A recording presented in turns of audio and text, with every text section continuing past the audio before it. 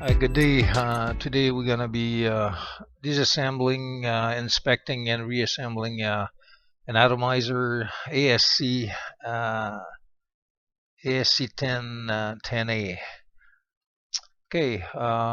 What I'm taking apart here is the on the forward part of the atomizer. By convention, this is where I'm undoing the restrictor to the flow restrictor to the atomizer. So this is the front part, and where the perforated sleeve at the back is the back of the atomizer. Notice that I'm undoing the screws right now to remove the atomizers from the support bracket that I've got into a vise here.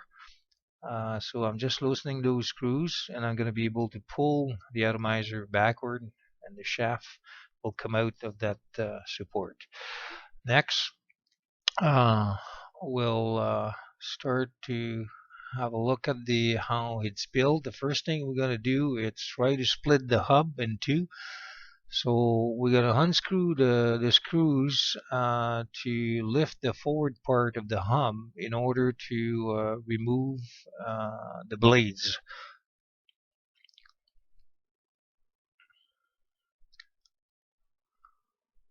Just one thing I want to say while I'm undoing the screws here. Never put any pressure on the perforated sleeve at the bottom. It's quite fragile, and they cannot be deformed or damaged in any way. Otherwise, it's gonna have to be replaced. So just be careful with that. So slowly, just jiggling the blades, raising up the forward half of the housing, making sure that all the screws are undone, and just slowly making my way up to remove the the forward half of the housing. There we go. Now the blades are easily removed from the other half of the housing.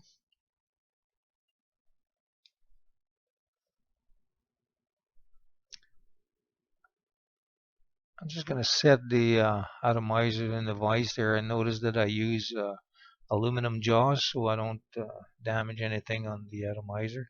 Just to show you here, there's a retaining nut and a V seal right at that part, but we're gonna go on the other side first. So three screws are holding the cap that holds the sleeve. So we need to undo those three screws to remove the cap and the sleeve. And then we'll have a look at the rear end of the shaft. And the rear end there, once I've get this out of the way, you'll see there's we call it a check valve. It's more of a deflector for the product to be spread evenly into the cage or the perforated sleeve there that we're taking off. This needs, by the way, these screws, when we put those together, before I forget, you got to put a bit of Loctite in the holes, make sure that they don't get loose, otherwise they'll make this will make the atomizer vibrate. There we see that deflector or check valve that I call. It's actually screwed right into the shaft at 45-degree angle. Just check it, make sure it's not stuck or jammed in any way. We're gonna remove it. See how it pulls away from the shaft by the pressure. I'm gonna put the shaft in the vise. I'll undo that, and this needs to have Loctite on the thread too, because if that comes loose, the atomizers are turning right up to 10,000 RPM. If that come loose into the cage there, it'll destroy the whole thing. So got to make sure that doesn't come apart. Okay, bolt spring thick washer, sort of, with just a little rubber membrane to help prevent some dripping. Okay, now we have the rear part of the shaft. We're gonna have the rear seal. It's actually a V seal with a lip that rides right on the housing face there. So I'll just use a hook to take it off its groove. Just bring it up, trying to prevent from damaging it. If I can reuse it, if not, we'll have to use a new one.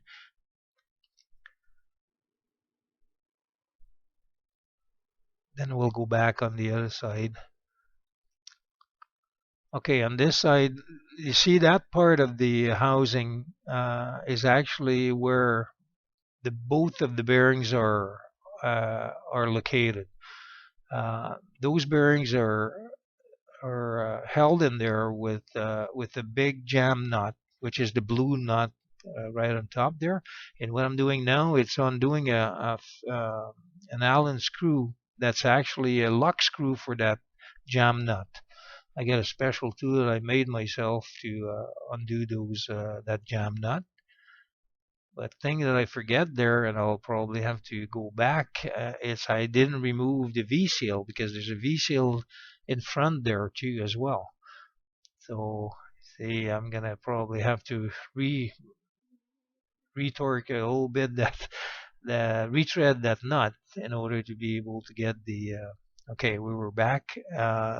It's right at the bottom there. Actually, it's a smaller diameter V seal with the lip that's riding right on the face of the nut there. So with a hook again, I just pull it out of that groove, because there's a groove on the shaft for it. So I'm going to show you that's the lip. That's what rides on the face of the nut there. So you just keep on unscrewing that jam nut. What it actually does, it's okay. I'm just going to show you the holes in the face. It's actually holding the other race of the bearings really tight in that hub, so they don't turn inside the hub to damage the hub. So now we're at the point to go to press and push the shaft with the bearing out of the housing. And I've got a special tool that brings the shaft more of a square, so I can press more evenly. It's usually fairly easy to get the bearing and the shaft out of there. Okay, we got it out. So remove the tool, housing, and then you can see two bearings and one spacer in between there. Now I've got a snap ring to remove in order to be able to remove the bearing in the sleeve. It's actually just a normal snap ring.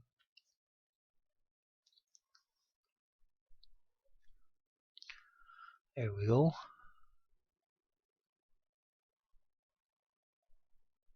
Now I wanted to get the bearings off the shaft, so I got to push on the threaded end. So I use an old red part of the restrictor that we remove. It's an old one. It's just to prevent damaging the thread on the shaft there. I can push flat on the shaft, and that's pretty tight. Just make sure you're not hooked on anything. And there you go. Then you just take that what I may call a tool off the shaft.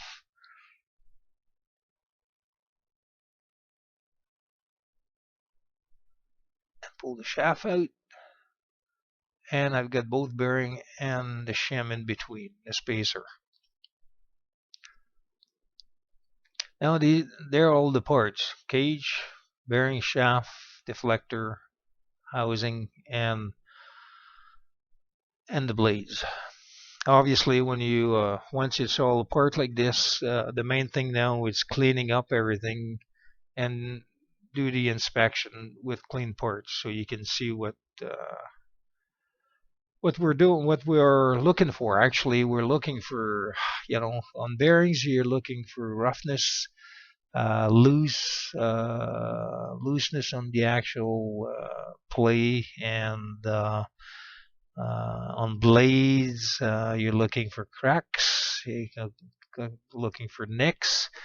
On the shaft, you're looking for wear, just in case the inner race of the bearing would have turned with the jam bearing onto the shaft. It would make a groove on the at the position where the bearing sits on the shaft. Um, Cleaning is very important. If you want to do a good job inspecting, it's very, very important. Make sure I'm using brake cleaner to as a degreaser and a bit of MEK too, because when I use Loctite, MEK is pretty good. Well, it's about the only thing that'll take it off, really. So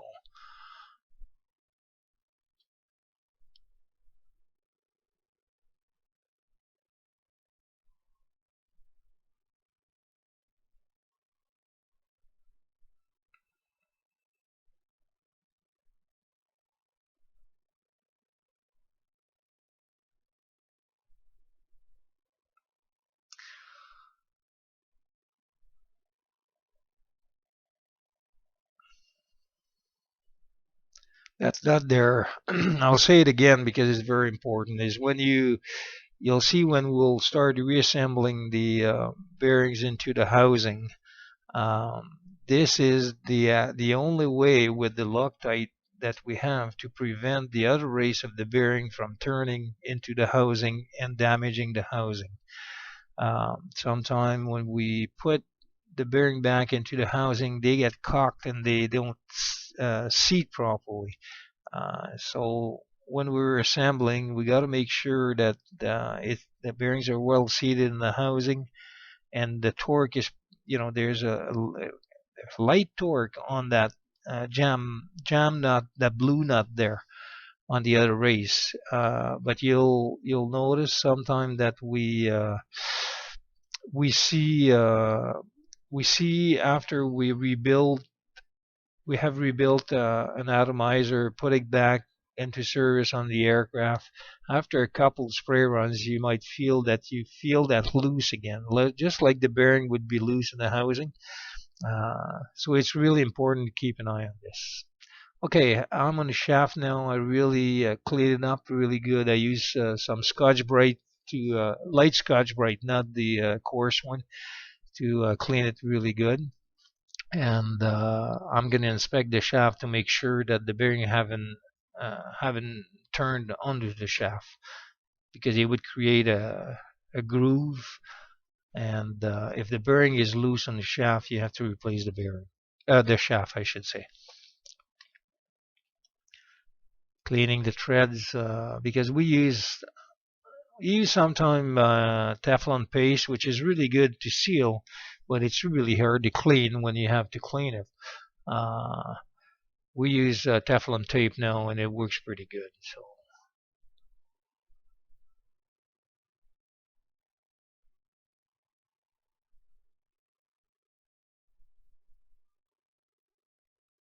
it's important to clean everything up. Make sure we don't have a crack into the threads. Uh, you know, sometime and using that's the reason why I don't want to damage the threads when I'm pushing on the shaft to get the bearings out of the shaft. So that's why I use that red. It's a US part. We're not going to use that red um, that red disc on the on an air on the with a restrictor anymore. So I use this anyway to protect the threads, to make sure that I'm not gonna bugger up the threads. So I have a hard time to reassemble the restrictor on it, and I just don't want to. I want a square uh, push to with the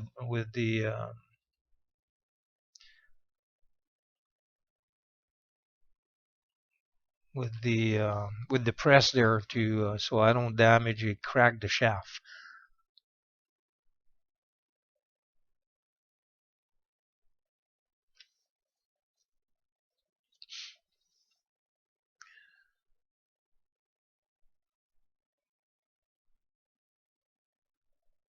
Okay, make sure I inspect where the bearings are sheeting on the shaft. No groove. That's good and serviceable. Okay, the hub is the same thing. I use some Loctite around where the on the exterior of the outer race of the bearing to help preventing the outer race uh, to turn into the housing there. We'll speed up a bit the cleaning here. I use MEK inside there to get rid of the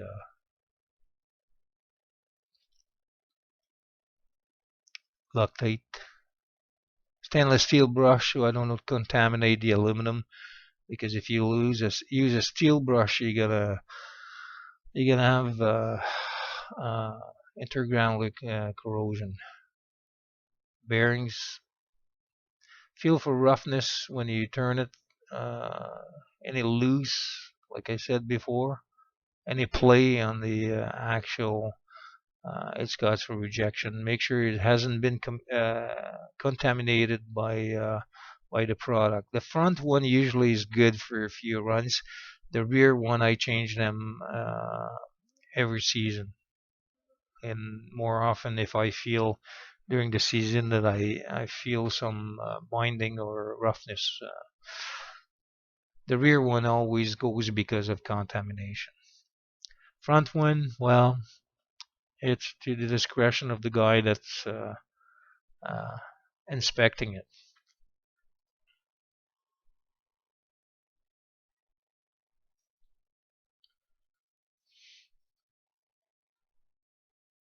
Cage, be careful with that. Don't force or deform that cage, because you're gonna ruin it.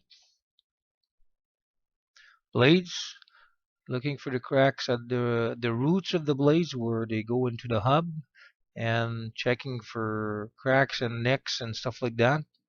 Blades, these blades are match set, so if you have to replace one, you replace all three of them. You can always save the other used one that you figure that are serviceable. Make sure that when you know, especially on forestry, because they're turning between 8 and 10,000 RPM, you don't want to be into an unbalanced situation with the blades.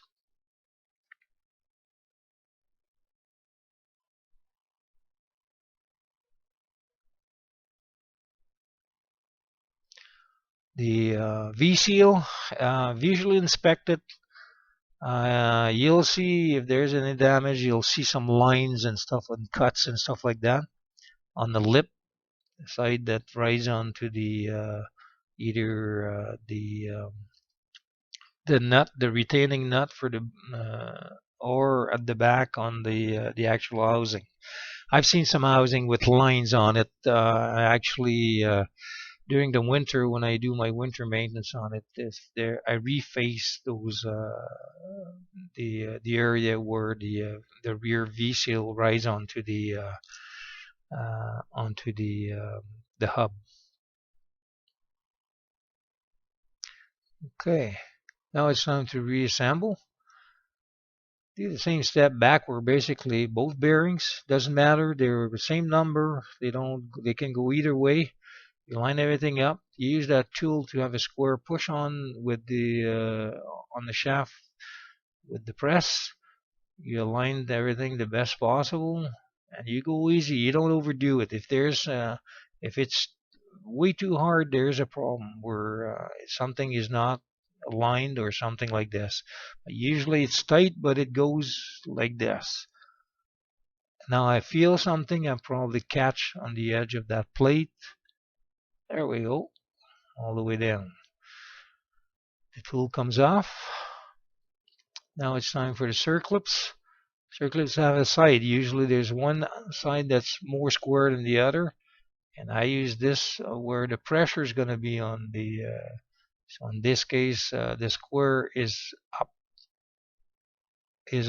I got to make sure that it's well. into the groove, because I've seen some snap ring not properly installed, and I just usually open it up a little bit with the pliers to make sure that I see that it's in the groove.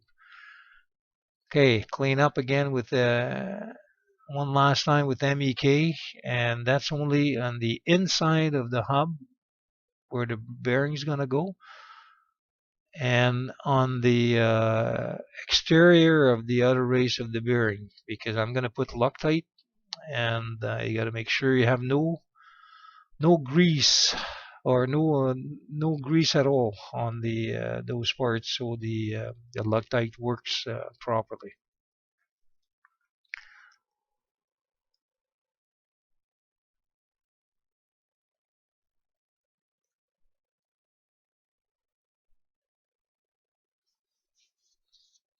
Blue Loctite sleeve, good for sleeve and bearings. Very light coat. I'm just put a line, and then I'll use my finger to spread it evenly around on the bearing. And I'll put a little bit inside the hub. See, really spread it out evenly.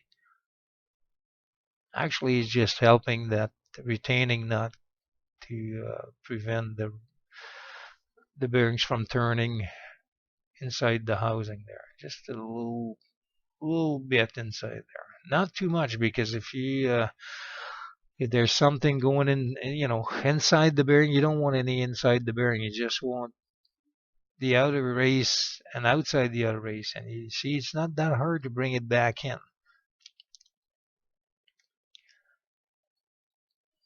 Okay, now it's gonna be time to put the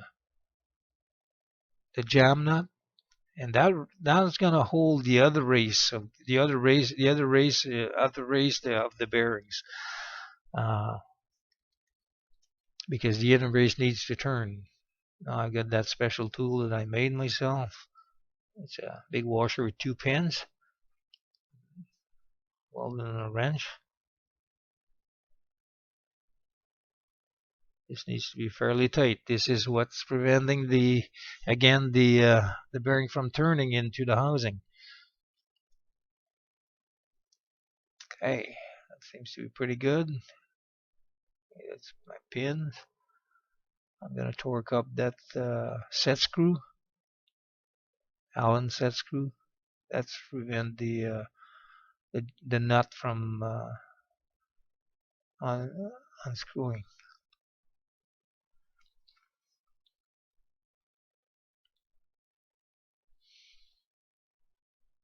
Okay, I'm putting some lubricant. I'm putting grease where on the nut where the lip of the seal will be riding at the bottom there.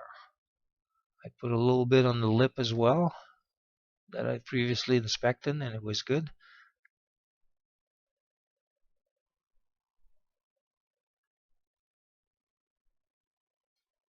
Make sure I got some at the bottom. Not, it's kind of hard to reach, but this is where it's important.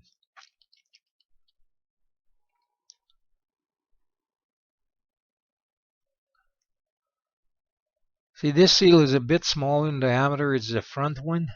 It's actually preventing dust and water from rain and stuff like that to getting into the housing and to get at the bearings. Okay, I'm sliding in on that slot there. There's a groove, and I'm using a round part of my peg there to make sure that it's down, so the lip spreads out a little bit and create a good seal. Then you got to clean up the excess lubricant there, so it doesn't create a mess when it's turning.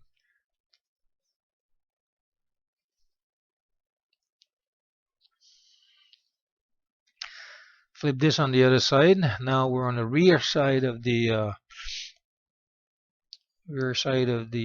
Atomizer.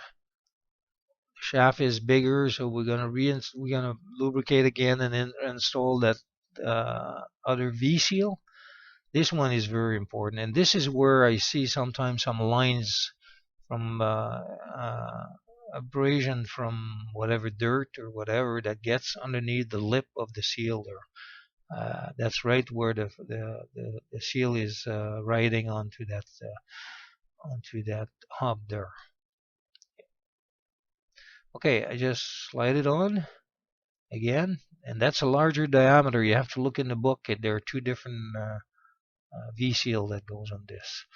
Slide it down to get into the groove. The same process. I got to push it down, make sure that it's in the groove, and the lip is spread out and resting firmly onto the housing to seal properly.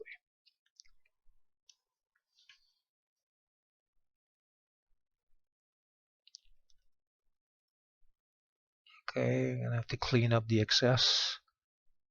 Turn it a little bit, make sure there's no binding or anything wrong, preventing the atomizers to turn properly. When you check when it turns like that, you feel a little drag, and that's normal. You got the bearings, you got two seals that are rubbing, so there's a bit of a drag, not much, but it's normal. Okay, now we're going to reinstall the deflector, or I call it check valve sometime. Put a bit of Loctite onto the thread inside, a bit on the bolt that I've reassembled there. So bolt, spring, washers, and diaphragm seal, and it screwed on to the shaft at about 45-degree angle. And you get this really important. The Loctite, I've seen those deflectors coming off the shaft at 10,000 RPM and destroy a complete atomizer.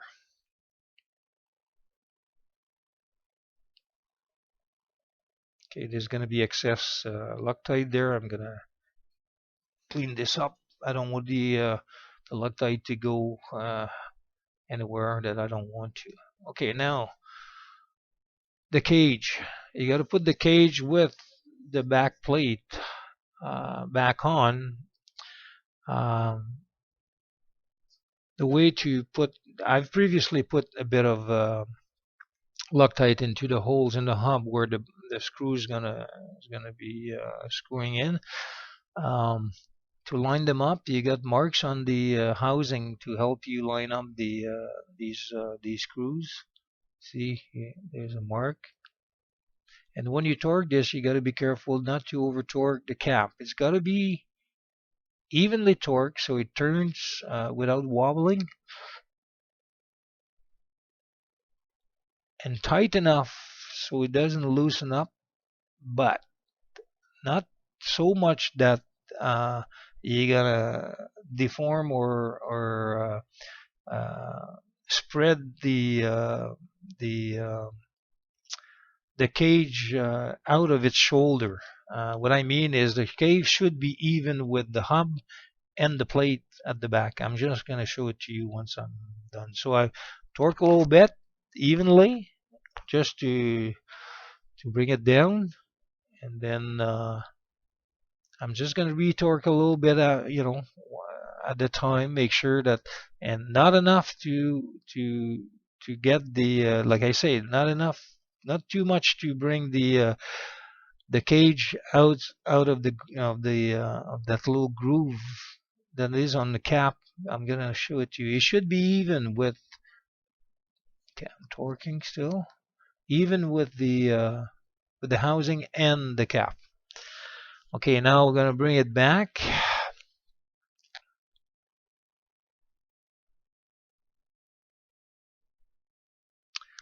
In order to put the blades back on, and the other part of the hub that holds the blade actually in place.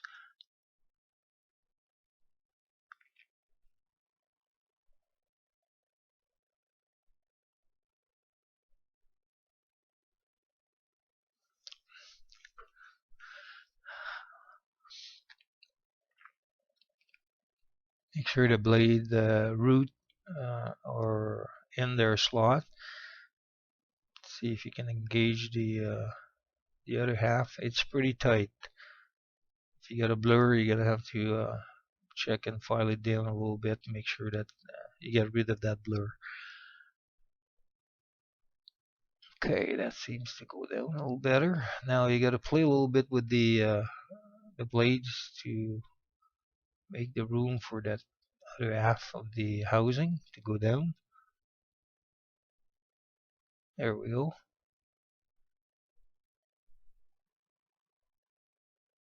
Now I'm just gonna start all the screws going across every time, so I don't get the housing bind on one side binding.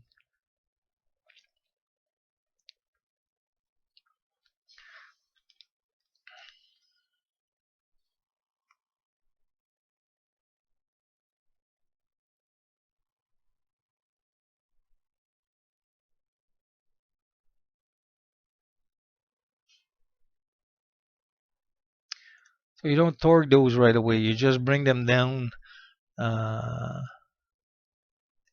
because we have to adjust the angle of the blades to make the atomizer turn at a certain RPM. Usually it's around 3.5, I believe, and it's kind of hard to see, but on the blade you have numbers and marks, and you have a matching mark on the hub. So you're turning the blade without, before you torque the half too much to the proper setting. It's very important to have them equal, like make sure you have the same angle on all three of them in order to keep the atomizer balanced. Otherwise, you're gonna end up with a heavy vibration. Once they're all set, then you can just retorque a little bit. You don't need to torque that very high. It's very light torque on those screws.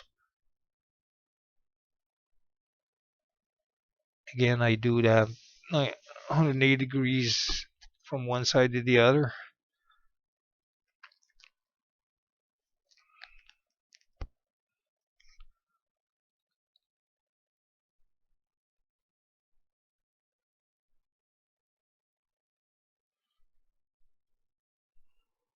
There we go. Now, back into the holding the footer, we call it, or the bracket that holds it onto the aircraft. I leave a little gap between the holder and just a little wee gap, about the width of a dime, no more. Turn it like this. Usually you can feel if there's any excess drag. Everything seems to be good.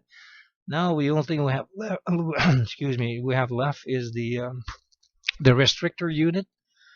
It consists of two, I call them puck, the red pucks. One is screws on to the shaft, and the other one screws on to the. It's like a nozzle with a check valve, and in between there's a black plate. That plate's got several holes, and there's numbers lined up with the holes. So we're gonna take this apart, clean it up, check there's O-rings in there for condition. You can either replace them if you have to. If they don't seem to be damaged, you can leave them there. Just lubricate with at the reassembly. That's the nozzle with the check valve for the import. This is where the product goes through before it gets into the restrictor and into the atomizer. It's just a regular check valve with diaphragm. Product lift the diaphragm and goes into the core, into the restrictor unit and then into the atomizer. Once it's clean, I use Vaseline to lubricate both sides, both pucks, and a very light coat on the restrictor plate, the black plate, because there's very small holes that we use for in forestry, and we don't want to plug this hole with Vaseline, just a little bit. So when you turn it, it rides well onto the. It turns easily on the O-rings of the box. I try to assemble this thing in such a way that the numbers on the plate, on the restricting plate, are on the back of the aircraft or towards the atomizer. So I find it easier to make the adjustment when we have to change orifice. It's easier to have the number towards the back. So the way to align this is there's two marks one on each puck, red puck, and there's the number and a mark for the orifice that you want. And again, there's a flow that's required a certain flow that's required per atomizer. This is part of the calibration settings.